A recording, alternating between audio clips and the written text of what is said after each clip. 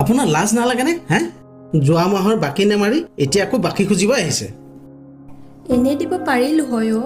যোৱা মাহত মোৰ অৰুণোদয় পইচাটো নুসুমালে শুনিছোঁ পঞ্চায়তৰ কোনোবা মেম্বাৰ এগৰাকীয়ে মোৰ নামটো কাটি দিলে কালি আবেদন কৰি আহিছোঁ নহয়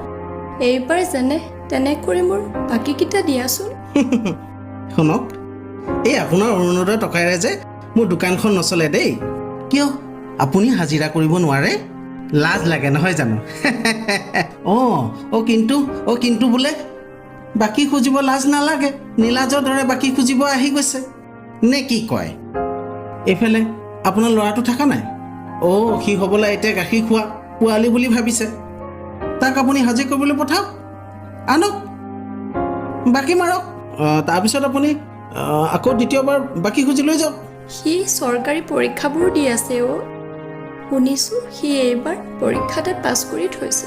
যদি সি চাকৰিটো পায় তেনেহ'লে তোমাৰ সকলো বাকীবোৰ মাৰি দিম দিয়া আজি চেণ্টেন কৰি মোৰ বাকীকেইটা দিয়াচোন থক সেইবোৰ কথা হে এনে পাছ কৰাটো ওলাইছে একেবাৰে পাছ কৰিব তাৰপিছত বোলে বাকী মাৰিব শুনক আজি আপুনি বাকী নেপায় বুলিছোঁ নেপায় আপোনাক আজি মই বাকী দিব নোৱাৰোঁ পাৰিলে আপুনি যিখিনি বাকী আছিলে দি থৈ যাওক মোৰ মালিকেও মোক পইচা বিচাৰি আছে দেখিছেনে এইবোৰ মানুহ এইবোৰ কথা কেনেধৰণে সহ্য কৰিব পাৰিছে তেওঁলোকেহে জানিব বুজিছে আমি হ'লে মৰি গ'লো হয়